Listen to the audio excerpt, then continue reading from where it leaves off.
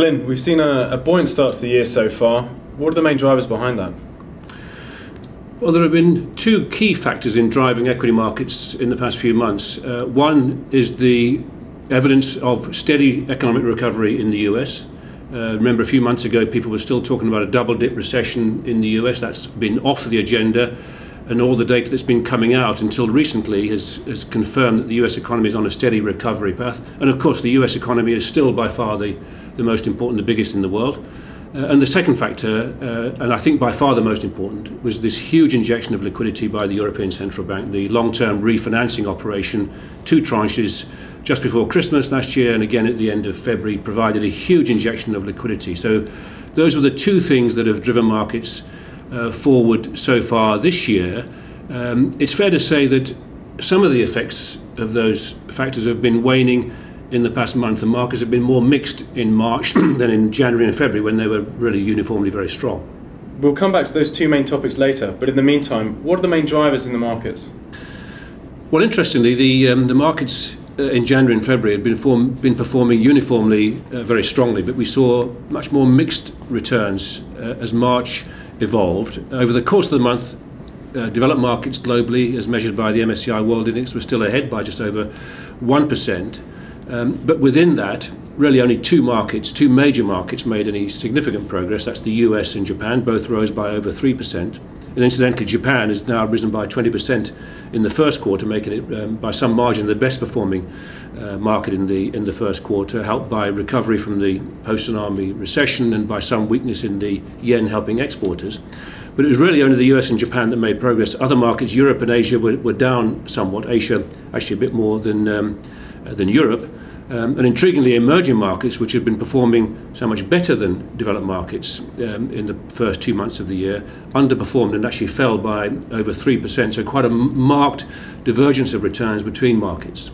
So generally speaking, the performance of the equity market is suggesting more risk-seeking behaviour, and yet the emerging markets are down. What's driving that? Well, I think the main thing was what's happening in China. China, as we know, has been the great growth engine over the past several years now for the global economy, and amongst emerging markets, the best performing economy. But we have seen some evidence of a slowdown in the Chinese economy.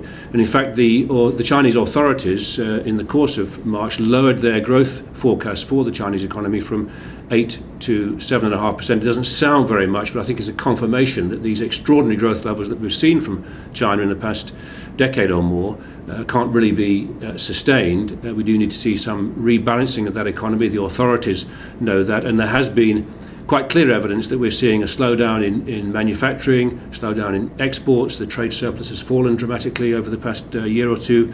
And we know, of course, that the property market remains somewhat stressed.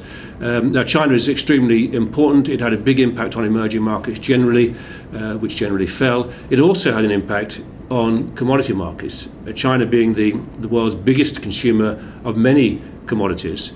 We saw demand weakening somewhat, prices falling across the board quite sharply in the course of March. And indeed, we even had some of the big iron ore producers, BHP Billiton was one, which came out and noted a softening in demand for iron ore.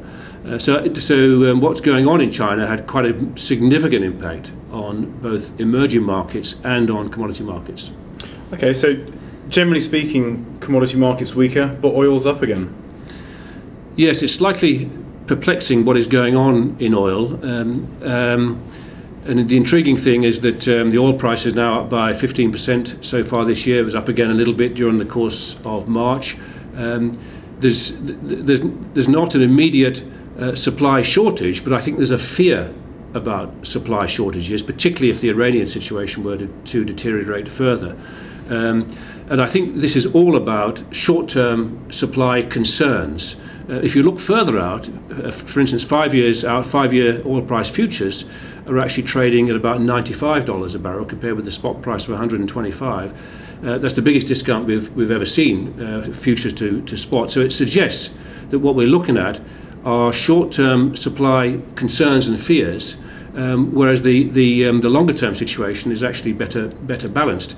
Having said all of that, the fact is that at the moment we're having to pay globally $125 a barrel, and that's certainly having an impact on consumer sentiment, consumer confidence and consumer demand. So it's a concern for markets. Turning then to the main consumer of oil, the US, much of the data from there last year was very strong. Things seem to be coming off the boil a little bit now, particularly looking at business sentiment. What are the main themes there? Yes, look, there's been some little softening of data in the US in the course of March, but I think it's important to step back just a few months. You know, the fact is, a few months ago, people were very worried about double dip. As I mentioned earlier, that is clearly off the agenda. We have always said that we think the US economy can grow by 2–2.5% this year. Despite this little softening we're seeing now, there's no evidence to us to suggest that those forecasts need to be changed. But we certainly don't believe the US economy is going to accelerate to the normal sorts of recovery you would get after the deep recession that we had in 2008-9.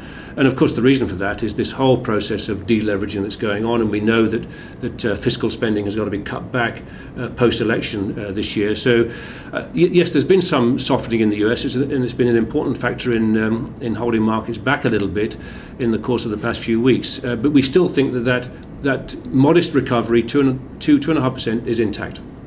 Turning to Europe, the Greek debt situation has been resolved, it would seem. And generally speaking, the amount of liquidity put into the system now by the ECB has settled nerves quite a lot. Are we out of the woods? Well, it would be nice to think that we were, but I don't. I think we've got quite a long road ahead before we're really out of the woods in Europe. Yes, the fact is that the Greek debt restructuring was agreed early in March. Private sector bondholders took quite a substantial haircut, as we all know. The deal was done, but it wasn't very long after that people began to say, well, Greece might need yet another sort of third bailout, another round of restructuring.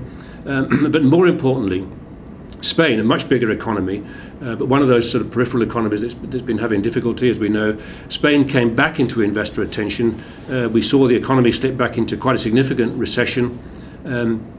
Unemployment in Spain is a real worry, and unemployment levels have reached record highs at 23–24% of the workforce. Youth unemployment is close to 50%. The banks need further restructuring in Spain. We saw during the course of March bond yields starting to rise again in Spain, having fallen quite a bit with the help of the ECB's long-term refinancing operation earlier in the year.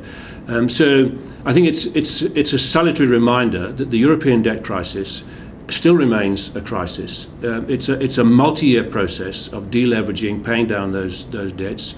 The final outcome remains somewhat uncertain, of course. There's still a question mark over whether the euro will survive all of this. The ECB, through its LTRO, bought time, but it couldn't solve the fundamental underlying problems, and that's a long process. And I'm sure as the next year or two goes on, we'll continue to see these bouts of nervousness and concerns, just as we're seeing at the moment about Europe.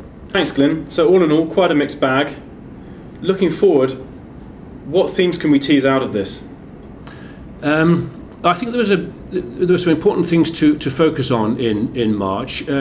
Yes, there was some greater uncertainty as the month evolved surrounding some of these big issues that I've talked about: the state of the US economy, the Chinese economy, European debt situation. But intriguingly, there was no great flight to safe havens.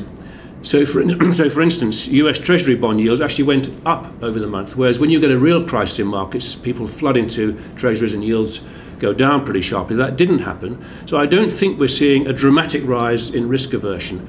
We're seeing investors perhaps taking stock a little bit. There have been very strong rises in markets in the past 3 or 4 months.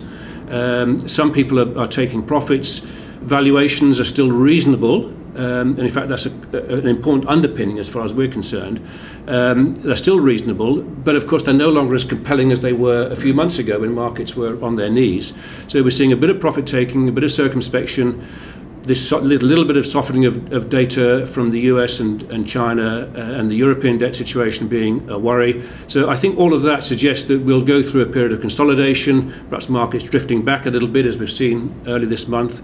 But we don't think markets are going to come back too far, and certainly on a medium-term view, with the corporate sector in very strong shape, reasonable evidence that the US economy is going to continue to grow, Europe bumping along the bottom. We think on a 2 or 3 year view, equity markets still will provide some very attractive returns for investors. And bond yields at these levels, government bond yields at around 2–2.5% in the highest quality markets, just simply to us look pretty poor investments. And in that area, we focus our investments on corporate bonds, credit in particular. Thanks, Glyn.